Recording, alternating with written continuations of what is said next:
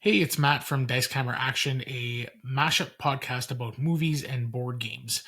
Today, I'm here to talk to you about a grail game of mine, a game that I've wanted for a long time called Bus. Bus is a game that was originally published in 1999, so it's 25 years old. And for the longest time, or at least since I've been in the hobby, it hasn't been available.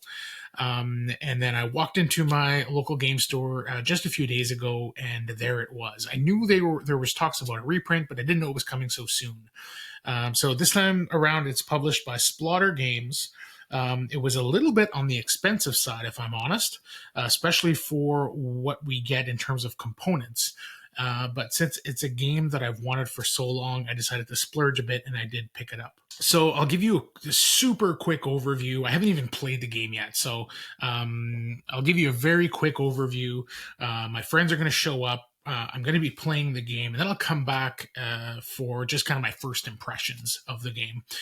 So this is Bus, and essentially we're all building, each player's building their own line, their bus line, and trying to bring passengers to their destinations. And then there's tokens on the board that represents different kinds of buildings. So not sure if you can see that too well, but this one here is a work. So where these people might work. There's the pub. So this is where people want to go after work. And then there's home, which is where people will go after the pub and before work. So then one of the neat things about this game is that there's like the action selection kind of section is over here on the right side of the board, and players will take their turns placing these action markers on these spaces. And these spaces are lettered from A to F, sometimes from right to left, and other times from left to right. And what's going to happen is that if I chose this spot here, the next person might choose here, and then the next person might choose here. And obviously you have a bunch of other places you can place your workers down the side of the board. But it would always resolve from left to right, regardless of how they went down. And then the actions get more powerful as you get further down the line. So this yellow person might be able to only place, so this is the line expansion. They might only be able to place one line with this action, whereas this person would be able to place two, and this person might be able to place three lines, extending their line using these tokens, and then putting it onto the board like so. Again, extending their line and making themselves more flexible in terms of being able to bring their passengers to their destinations. So this will get resolved. So people will take turns placing all their tokens onto this board, and then they will resolve from top to bottom, left to right. So people will be able to put out more lines, extend their bus lines.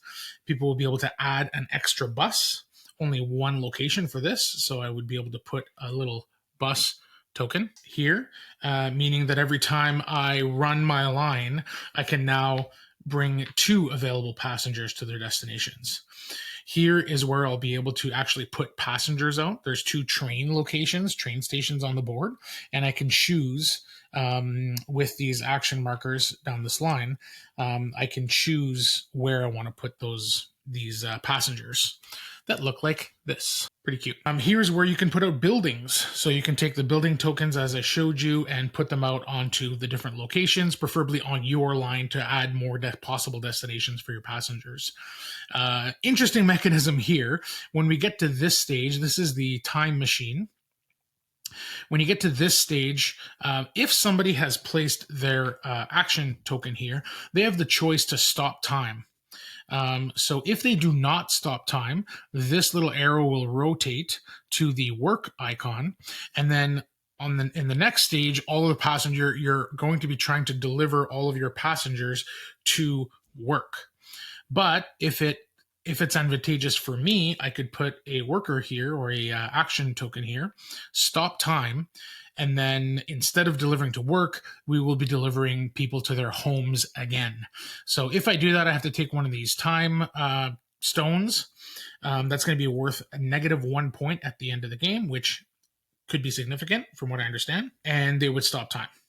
If anybody ever takes the last time stone, the game ends immediately. So you don't even get to continue. The game just ends, and whoever's in the lead will win. So that's an interesting mechanism. We'll see how that plays out. And then finally, the vroom is what it's called here. Action is to deliver your passengers to their destinations. So if I were to resolve one of my action markers there, I could look at the board, grab any available passengers, and bring them to their destinations. That if the passenger and the destination is on my line. So I'm going to try to set things up just so. And every passenger you deliver to their destination in this game gets you a point. And that's what you're trying to do in this whole game. Finally, there's one spot left here at the bottom. Only one person can go there. It'll get you this cool bus token, which basically means you are the first player, which I presume, based on the way the system is built, is going to be important. I think also one of my favorite design decisions that were made with Bus is that each player has 20 of these action markers, and they are finite. So when you use them, you lose them. So each round you might place 2 or 3 or 4. Like if you get really aggressive, you could place even more depending on the situation. But when you use them, you throw them in the box, never to be seen again. If you run out of them, if you use your 20 actions and you're done, you're done. You're done for the game. And hopefully you're in the lead and you can hang on. But I thought that was a really interesting thing to have like a finite number of actions that you can take at your own pace. But I can see a situation, especially at lower player counts, where you can be more aggressive and maybe put out more and try to maybe get a lead. Yeah, so that is a very quick overview of how to play Bus. There's a lot. I'm sure there's a lot more to it. I've read the rules, watched a few videos. I have a pretty good idea of how this plays, but I will come back after a play and give you my first impressions.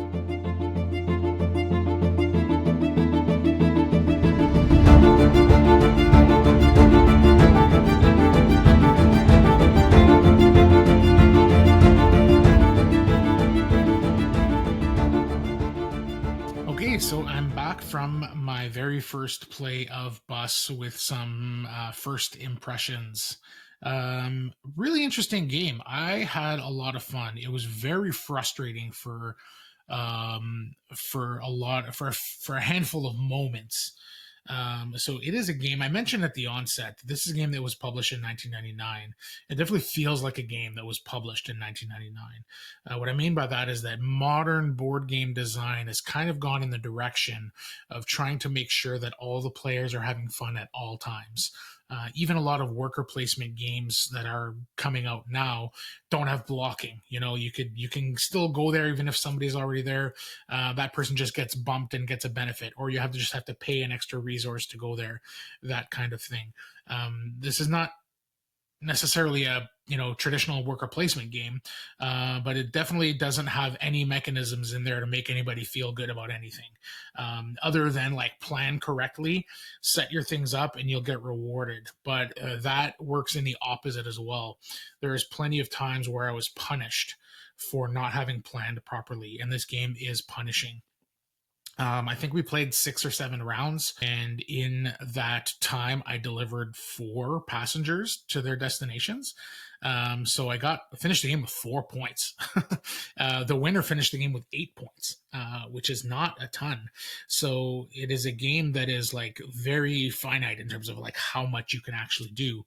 I will caveat and say that we played 5 players, so the map gets clogged up really quickly.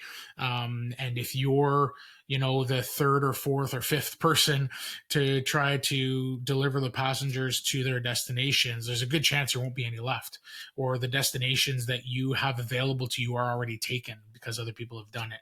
So, planning accordingly and forward thinking is going to be really important. I'm really interested to try this game at 3 or 4 players and see how tight it is versus the 5-player game. It was really neat. Does not spare anybody's feelings if you don't plan correctly, or if somebody just happens to be grabbing the things or the routes or the passengers destinations that you are planning on using. It can be really tough. There's really a lot of difficult choices. But in general, I would say that the kind of old school design of this game is a feature and not a bug. I do enjoy a tight, difficult puzzle, and when I can squeeze through and make some good decisions and just manage to get enough of what I need, I feel like you get more of it's more satisfying in that way. There was a few moments where there was potential for like king making near the end of the game. There was a player who didn't have a chance to win. It was the last round. There was two people fighting to win, and the she was able to decide which destination she would go to, and it would maybe have a different impact on those players. Ultimately, I think she just decided to do what was best for her and didn't concern herself with other things, which I think is what you have to do in those situations as a player. If you're playing in good faith and you're just looking to make sure everybody has a good time. Yeah, so there was maybe a few, situations where there's a possibility for king making, but it didn't happen a lot. I don't think it's a major concern. I guess it's just something I keep an eye on as I move forward playing this game more often. Yeah, it was. I had a lot of fun. I'm looking forward to unraveling this puzzle a little bit more. I don't think I played very well, but I kind of got the gist of the system and what to look out for. And yeah, I think in summary, I would say that this is a game with a very light rules set. Like, this is it, this is all the rules. The most complicated thing is there's a few like stipulations about how and where you can like extend your line with these line markers on the board.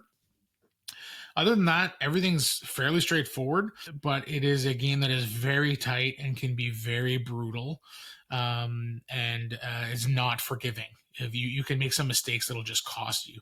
There's multiple rounds where I'm like setting things up just so, trying to cash in, and then I get nothing because the passengers I wanted to grab are gone. The destinations I wanted to deliver to are used. Somebody might have put their line in such a way that I can't extend in a direction that I needed to. It is not a very forgiving game. But I think, again, if you go into this game knowing that and embracing that, there's a lot of fun to be had here. And I can see why it is on the top of so many like people's favorite games. So yeah, looking forward to playing this more. And yeah, hopefully you enjoyed my little video and first impressions on Bus. And I will add that if I were to pair this with a movie, maybe Speed with Keanu Reeves and Sandra Bullock would be a good one. So thanks for hanging out with me today.